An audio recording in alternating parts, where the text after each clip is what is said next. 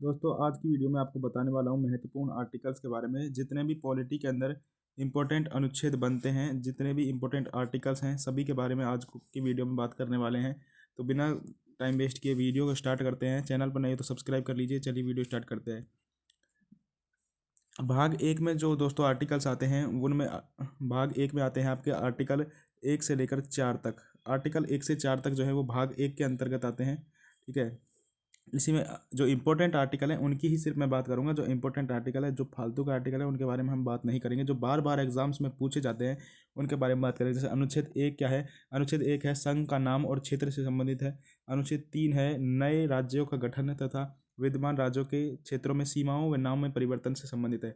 ऐसे ही अनुच्छेद 4 भी यहाँ पर थोड़ा सा इंपॉर्टेंट हो जाता है। अनुच्छेद 4 क्या कहता है कि जो आर्टिकल 2 और 3 है, आर्टिकल 2 और 3 है वो जो है वो आपके आर्टिकल 368 के अंतर्गत नहीं आते, यानी कि संविधान संशोधन के अंतर्गत नहीं आते। ऐसा आर्टिकल 4 हमें बताता है। ठीक है, अब बात करते हैं भाग 2 जिसमें आर्टिकल 5 से 11 तक आते हैं। जिसमें इंपॉर्टेंट है आर्टिकल नंबर 10 नागरिकता के अधिकारों की निरंतरता, जो है वो आर्टिकल 10 में बताया गया है। और अनुच्छेद 11 बात करता है कि संसद के द्वारा ही नागरिकता में जो है संशोधन किया जा सकता है। अब तक जो है नागरिकता में जो संशोधन है वो 6 बार किया जा चुका है। ठीक है, 6 बार अब तक नागरिकता में संशोधन हो चुका है। और लास्ट टाइम 2019 में हुआ था जब CAA आया था 2019 में। ठीक है, बात करते हैं भाग 3 की जिसमें मौलिक अधिकार दिए गए हैं। और भाग 3 को ही भारतीय संविधान का मैग्ना कार्टा कहा जाता है। भाग 3 को ही भारतीय संविधान का मैग्ना कार्टा भी कहा जाता है। भाग 3 में कौन कौन से आर्टिकल्स इंपॉर्टेंट? जैसे एक तो अनुच्छेद 13 ही इंपॉर्टेंट है। मौलिक अधिकारों से संगत उनका हल एवं कानून, यानी कि ऐसा कोई भी कानून संसद नहीं बनाएगी जो मौलिक अधिकारों का उल्लंघन करते हो। ऐसा कोई भी जो कानून है वह संसद नहीं बनाएगी। ठीक है, आर्टिकल 14 इंपॉर्टेंट हो जाता है। कानून के समक्ष समानता और विधि के समक्ष संरक्षण का अधिकार हमें आर्टिकल नंबर 14 में देखने को मिलता है। आर्टिकल 15 में जो है आर्टिकल नंबर 15 में देखने के लिए मिलता है धर्म, मूलवन, जाति, लिंग या जन्म स्थान के आधार पर भेदभाव और प्रतिरोध। आर्टिकल 16 में देखने के लिए मिलता है सार्वजनिक रोजगार के मामलों में अवसर की समानता। ठीक है, अवसर की जो समानता है वो अस्पृश्यता अनुच्छेद 17, जो कि बहुत ही मोस्ट इंपॉर्टेंट हो जाता है। आर्टिकल नंबर 17 मोस्ट इंपॉर्टेंट की कैटेगरी में मैं इसको रखूंगा। उसके बाद आर्टिकल नंबर 18 उपाधियों का अंत। आगे बात करते हैं आर्टिकल नंबर 19 अभिव्यक्ति की स्वतंत्रता इसमें मिलती है। और 19 के जो सारे पार्ट हैं वो सभी के सभी इंपॉर्टेंट हो जाते हैं। जैसे आर्टिकल 19 के ए में क्या बताया गया है कि वाक एवं अभिव्यक्ति की स्वतंत्रता, इसी में आपको जो है मीडिया, फ्रीडम ऑफ मीडिया भी इसी में देखने के लिए मिलती है। ठीक है, प्रेस की स्वतंत्रता जो है आर्टिकल 19 के ए में ही देखने के लिए मिलता है। उसके बाद बी में है शांतिपूर्वक और बिना हथियार के आप स्वतंत्रता से सम्मेलन कर सकते हो। ठीक है, बिना हथियार के आप सम्मेलन कर सकते हो। तीसरे 19 के सी में बताया गया है कि आप संघ का निर्माण कर सकते हैं।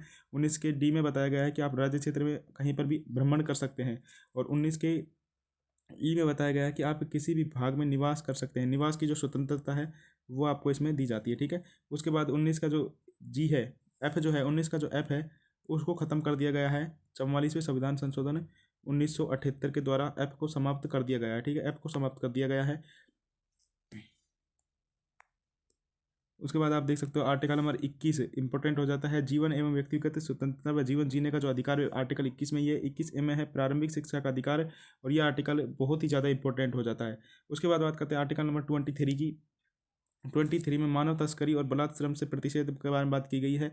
24 में कारखानों में बच्चों के नियोजन से, जो कि बाल अधिकार प्रतिषेध एक्ट आया था 1986 में, है ना। 1986 में बाल अधिकार प्रतिषेध एक्ट आया था 1986 में आया था। उसके बाद बात करते हैं आर्टिकल नंबर 25 क्या कहता है? अंतःकरण से किसी भी धर्म को आप मान सकते हैं, इसकी स्वतंत्रता है। अल्पसंख्यकों के हितों का संरक्षण दिया गया है। और अनुच्छेद 30 में अल्पसंख्यकों को शैक्षणिक संस्था स्थापित करने के प्रशासन का अधिकार के बारे में बात की गई है। आर्टिकल 32 में मौलिक अधिकारों के परिवर्तन के लिए उपाय, जिनमें रिट भी शामिल है। ठीक है, अभी मैं आपको जो है मौलिक अधिकारों के बारे में बता देता हूँ। ठीक है, तो मौलिक अधिकारों के बारे में हम थोड़ा सा बात कर लेते हैं। जैसे कि 14 से लेकर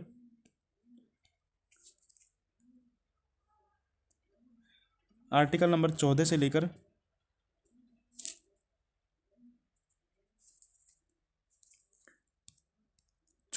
18 तक, 14 से 18 तक जो है समानता का अधिकार है, समानता का अधिकार है।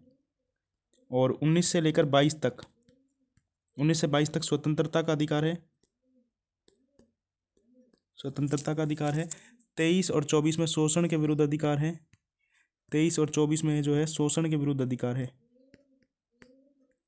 और 25 से लेकर 28 तक, 25 से लेकर 28 तक धार्मिक स्वतंत्रता का अधिकार है। धार्मिक स्वतंत्रता का अधिकार है।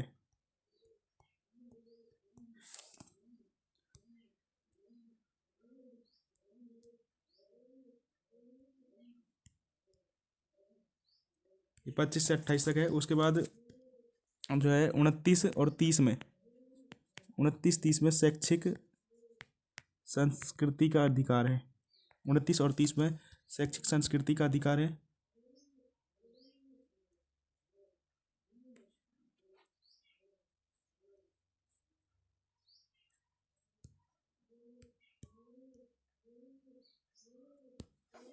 उसके बाद बात करते हैं आर्टिकल नंबर 31 को। आर्टिकल नंबर 31 को 44वें संविधान संशोधन के द्वारा, 44वें संविधान संशोधन के द्वारा आर्टिकल नंबर 31 को जो है 1978 में आर्टिकल 300 के में एक कानूनी अधिकार बना दिया गया। ठीक है, आर्टिकल 300 के में इसको कानूनी अधिकार बना दिया गया।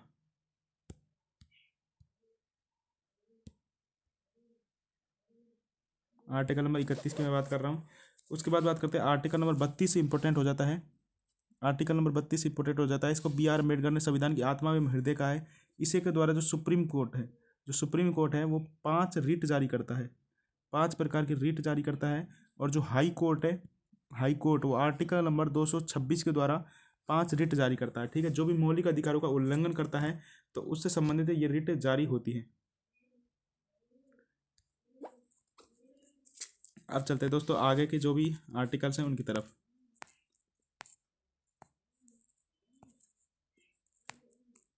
अब आ जाते हैं 36 से लेकर 51 तक हमारे DPSP। आर्टिकल नंबर 36 से लेकर 51 तक हैं DPSP, यानी कि नीति निर्देशक तत्व। इनको हमने आयरलैंड के संविधान से ग्रहण किया है, आयरलैंड से संविधान से ग्रहण किया है ना। इनको हमने आयरलैंड के संविधान से ग्रहण किया है। देखते हैं आर्टिकल नंबर 38 क्या कहता है। आर्टिकल नंबर 38 बताता है कि राज्य द्वारा लोगों के कल्याणकारी एवं समाज को सुनिश्चित करना। ठीक है, 38 में बताया गया है। 37 में, आर्टिकल नंबर 37 में क्या है। आर्टिकल नंबर 37 में यह है कि आप DPSP के खिलाफ आप कोर्ट में नहीं जा सकते, आप न्यायालय में नहीं जा सकते इनके खिलाफ। ठीक है, उसके बाद बात करते हैं आर्टिकल नंबर 39 क्या है। निःशुल्क कानूनी सहायता के बारे में बात करता है। 39 का D भी यहाँ पर इंपॉर्टेंट हो जाता है। 39 का D भी इंपॉर्टेंट हो जाता है, जिसमें बताया गया है कि समान कार्य के लिए समान वेतन, समान कार्य के लिए समान वेतन के बारे में बात कही गई है।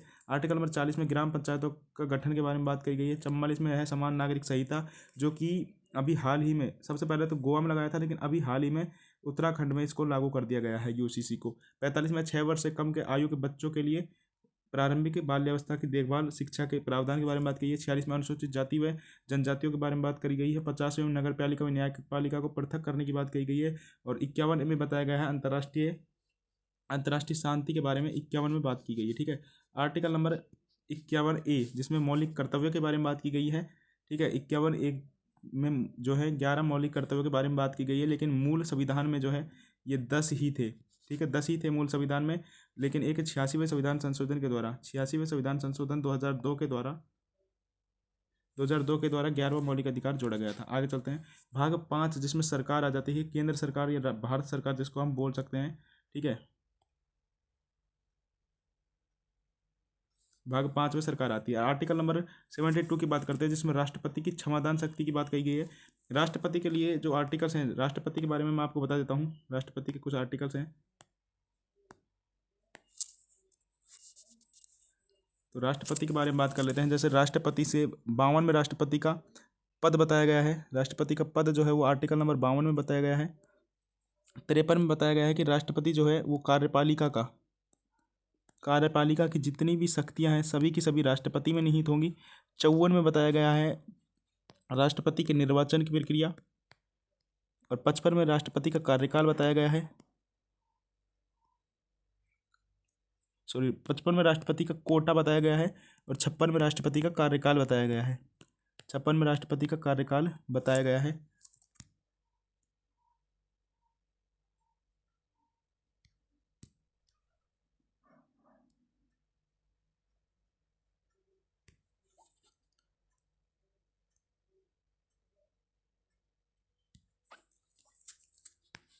आगे बात करते हैं 57 में जो है राष्ट्रपति के पुनः निर्वाचन की प्रक्रिया बताई गई है। पुनः निर्वाचन किस प्रकार होता है राष्ट्रपति का? पुनः निर्वाचन की प्रक्रिया जो है आर्टिकल नंबर 57 में बताई गई है। 58 में इसकी योग्यताएं बताई गई हैं राष्ट्रपति पद की। 59 में शपथ ग्रहण बताई गई है, 59 में सेवाएं बताई गई हैं, और 60 में शपथ बताई गई है, शपथ ग्रहण, सेवा व शर्तें, और 61 में बताया गया है महाभियोग। 61 में महाभियोग बताया गया है। अब चलते हैं हमारे आगे के आर्टिकल्स की तरफ। फिर 63 में जो है उपराष्ट्रपति का पद आ जाता है ना। अभी 72 में राष्ट्रपति की क्षमादान शक्ति के बारे में बात की गई है। उसके बाद 74 में राष्ट्रपति को सहायता के लिए मंत्रिपरिषद होगा। मंत्रिपरिषद के बारे में कहा गया है। 76 में अटॉर्नी जनरल यानी कि भारत के महान्यायवादी के बारे में बात की गई है। पहले महान्यायवादी कौन थे? तो सीके दफ्तरी। कौन थे पहले जो महान्यायवादी थे?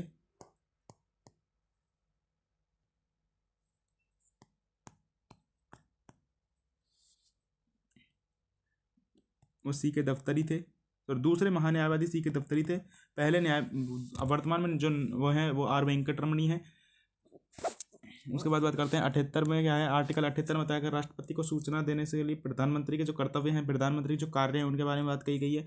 आर्टिकल 85 में संसद के जो सत्रावसान है उनको विघटन कर सकता है कौन? राष्ट्रपति। इसके बारे में बात की गई है। आर्टिकल नंबर 100 में क्या है कि सदन में मतदाता रिक्तियों एवं शक्तियों की गणपूर्ति की बात की गई है। 108 में है जो आपकी जो संयुक्त बैठक बुलाते हैं राष्ट्रपति, उसके बारे में कहा गया है। धन विधेयक विशेष प्रावधान की प्रक्रिया जो है वो आर्टिकल नंबर 109 में बताई गई है। 110 में धन विधेयक है। 112 में वार्षिक वित्तीय विवरण यानी बजट है। केंद्रीय बजट कौन से आर्टिकल में है? सॉरी, केंद्रीय बजट जो है वो तो 112 में है, लेकिन राज्य के बजट जो है वो भी 199 आर्टिकल में है। ये भी आपको याद होना चाहिए, ठीक है। उसके बाद है आर्टिकल नंबर 1 to 3 में क्या है? तो 1 to 3 में आपका जो संसद के अवकाश के दौरान अध्यादेश राष्ट्रपति लगाते हैं उसके बारे में है। आर्टिकल 213 में है राज्यपाल का अध्यादेश। उसके बाद 139 में क्या है? तो सर्वोच्च न्यायालय को रीट जारी करने की जो शक्तियाँ प्रदान है वो 139 में है। 141 में जो सर्वोच्च न्यायालय द्वारा कोई भी अगर जो भी उनके द्वारा जो भी घोषित होगा वो सभी न्यायालयों पर बाध्य होगा, जो भी फैसला होगा सर्वोच्च न्यायालय का। 143 में है राष्ट्रपति जो है परामर्श ले सकते हैं सुप्रीम कोर्ट से। 148 में कैग के बारे में बात की गई है। हमारे जो कैग हैं उनके बारे में बात की गई है। नियंत्रक एवं महालेखा परीक्षक। भारत में कैग का पद जो है 1859 से देखने के लिए मिलता है। पहले एडवर्ड ड्रम थे, ठीक है। उसके बाद 149 में नियंत्रक महालेखा परीक्षक जो है उनके कर्तव्य और शक्तियों के बारे में बात की गई है। बात करते हैं एक भाग 6 जिसमें राज्य सरकार के बारे में बात की गई है। आर्टिकल 155 में राज्यपाल की नियुक्ति होती है। 161 में राज्यपाल की क्षमादान शक्ति है। 163 में मंत्रिपरिषद राज्यपाल को सहायता और सलाह देगी। और 167 में है राज्यपाल को सूचना देने के संबंध में मुख्यमंत्री के कर्तव्य जो है वो उनके बारे में बात की गई है। उसके बारे में है 169 में राज्यों में विधान परिषदों का उन्मूलन या निर्माण। 198 में है धन विधेयकों से संबंधित विशेष प्रस्ताव। और 199 में है राजकीय वित्तीय विवरण, है ना। उसके बाद है 201 में राष्ट्रपति के विचारक आरक्षित विधेयक। 202 में है वार्षिक वित्तीय विवरण। 202, हाँ सॉरी दोस्तों 202 में है वार्षिक वित्तीय विवरण राज्य का। लेकिन 110 में क्या है? 199 में क्या है? धन विधेयक है। जो धन विधेयक है ना राज्य का जो धन विधेयक है वो 199 आर्टिकल में, ठीक है। थोड़ी सी मिस्टेक हुई, मेरे से पीछे जाएंगे तो यहाँ पर जो है ना इसमें धन विधेयक है, ठीक है। आगे चलते हैं। 224 में अतिरिक्त कार्यकारी न्यायाधीश की नियुक्ति जो करते हैं राज्यपाल, उसके बारे में कहा है। 224A में हाई कोर्ट की बैठकों में सेवानिवृत्त न्यायाधीशों की नियुक्ति जो करते हैं राज्यपाल, उनके बारे में कहा है। 226 में हाई कोर्ट की कुछ रीटों के बारे में बताया गया है। अब आता है भाग 6 जिसमें केंद्र शासित प्रदेशों के बारे में बात की गई है भाग 8 में, है ना। 239 में संघ राज्य क्षेत्रों के प्रशासन के बारे में बात की गई है। ऐसे एक आर्टिकल है 262 आपको याद रखना है जिसमें अंतर्राज्यीय नदी विवाद के बारे में बात करी गई है। 263 में जो है अंतर्राज्यीय परिषद के बारे में बात की गई है। आगे चलते हैं भाग 9 जिसमें पंचायतों के बारे में बात की है। 243B से लेकर के 243G तक पंचायतें हैं, ठीक है। पंचायतें के बारे में बात की गई है। उसके बाद है भाग 11 जिसमें केंद्र राज्य संबंध के बारे में बात की है। ये जो है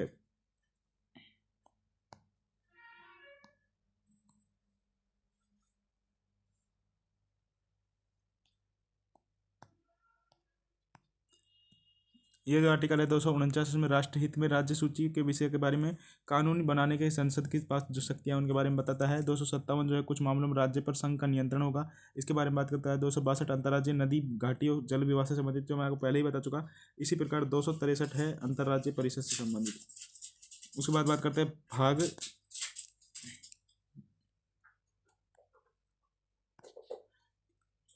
भाग 12 की बात करते हैं, जिसमें अनुच्छेद 266 है भारत और राज्य की समेकित निर्धारित और लोक लेखा के बारे में बात की गई है। 267 में आकस्मिक निधि और 266 में है संचित निधि। 266 में है संचित निधि, 267 में आकस्मिक निधि है, 275 में है संघ द्वारा कुछ राज्यों को अनुदान, 280 में वित्त आयोग है और अनुच्छेद 300 में है विधि के प्राधिकरण।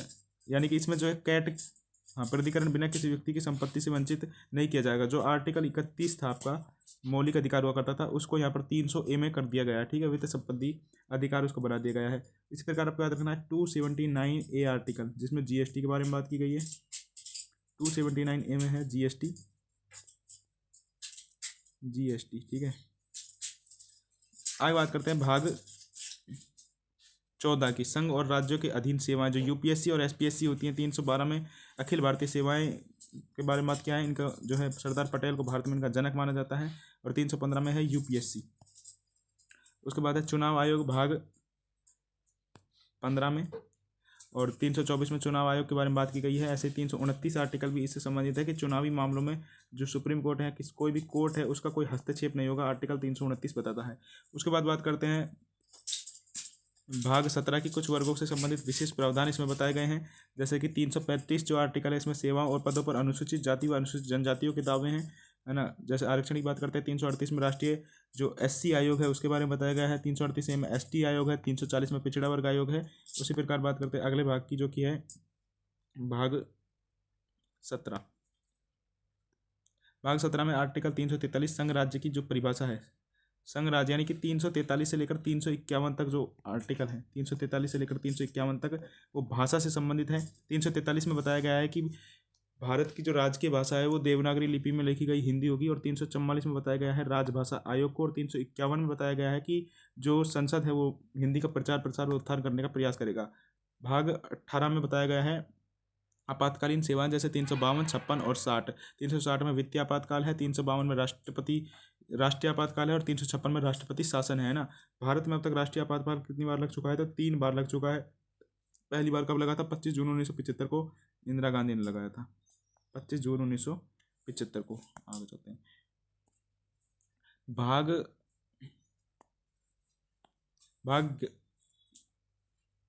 11 की बात कर 18, हाँ, भाग 19 की बात कर लेते हैं, जिसमें विविध है। अनुच्छेद 352 आपातकाल की घोषणा है। 356 में भी यही है राष्ट्रपति शासन। 360 में वित्तीय आपातकाल है। 365 में है संघ द्वारा दिए गए निर्देशों का पालन, उन्हें प्रभावी कार्यान्वयन विफलता का राष्ट्रपति शासन के बारे में बात की 365 में। उसके बाद है भाग 20। भाग 20 में संविधान संशोधन आर्टिकल 368 के बारे में बात की गई है। ठीक है, और इसकी प्रक्रिया हमने कहाँ से ली है? साउथ अफ्रीका यानी कि दक्षिण अफ्रीका से यह प्रक्रिया हमने ग्रहण करी है।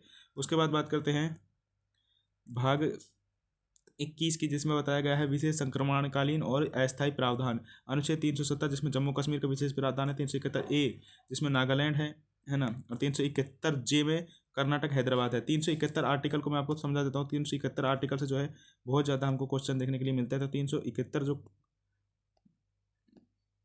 क्वेश्चन है, इस मतलब 371 जो आर्टिकल है, इसके बारे में बात कर लेते हैं। ठीक है, आर्टिकल जो 371 है, इसमें तो गुजरात और महाराष्ट्र की बात की गई है, गुजरात और महाराष्ट्र की।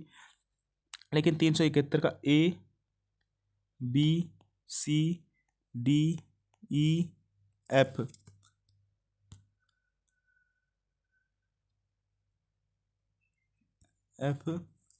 उसके बाद G, H, I और J,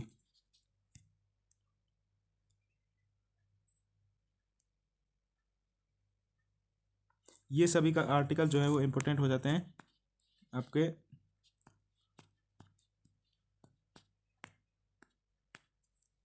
371 में। जैसे ए तो है नागालैंड से संबंधित, जो ए है वो नागालैंड से संबंधित है, नागालैंड से संबंधित है। जो बी है वो असम से संबंधित है। जो सी है, सी में जो है मणिपुर के विशेष प्रावधान है, मणिपुर के। और जो डी है, डी में आपके आंध्र प्रदेश के विशेष प्रावधान है, आंध्र प्रदेश। और ई में तेलंगाना, ई में तेलंगाना के विशेष प्रावधान है। एफ में सिक्किम यानी कि सीख से फ्रूट खाओ, है ना, सिक्किम, सिक्किम के विशेष प्रावधान है। जी में मिजोरम, जी के मिजोरम, है ना, मिजोरम के विशेष प्रावधान है। एच में जो है वो अरुणाचल प्रदेश के विशेष प्रावधान है, और आई में गोवा के, और इसमें कर्नाटक के विशेष प्रावधान है। ठीक है, तो ये आर्टिकल 371 इस प्रकार से हो जाता है जिसमें विशेष प्रावधान दिए गए हैं। आगे के आर्टिकल्स की बात कर लेते हैं।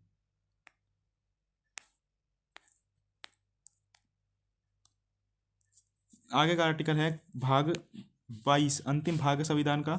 हमारे संविधान में 22 भाग है, तो ये 22वां भाग क्या बताता है? 22वां भाग बताता है कि अनुच्छेद 393 में संक्षिप्त नाम इस संविधान भारतीय संविधान कहा जाएगा। ठीक है, यानी कि इस संविधान को भारत का संविधान कहा जाएगा। आर्टिकल 393 में संक्षिप्त नाम वह सब कुछ बताया गया है। तो यहाँ पर जो हमारे सभी इंपॉर्टेंट आर्टिकल्स हैं वो कंप्लीट हो जाते हैं। अगर मैं कुछ और इंपॉर्टेंट आर्टिकल्स आपको बताऊँ, मैं बताऊँ तो उसमें एक, जैसे कि एक आर्टिकल 329 है। 329 ये आर्टिकल किससे है कि चुनावी मामलों में कोर्ट का कोई हस्तक्षेप नहीं होगा, कोर्ट का कोई भी हस्तक्षेप नहीं होगा। इसके बाद एक आर्टिकल है 120 जिसमें बताया गया है संसद की भाषा, संसद की जो भाषा है उसके बारे में बताया गया है। ऐसे ही एक आर्टिकल है 210 में बताएंगे विधानमंडल की भाषा, विधानमंडल की भाषा 210 में बताई गई है। ठीक है,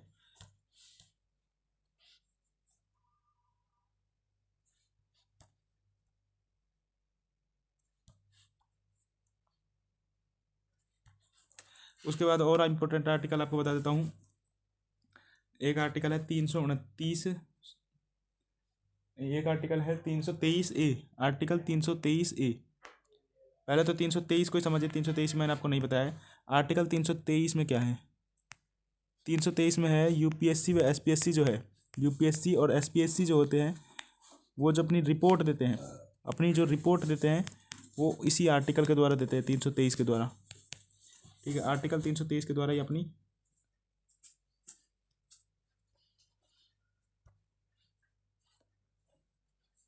रिपोर्ट देते हैं।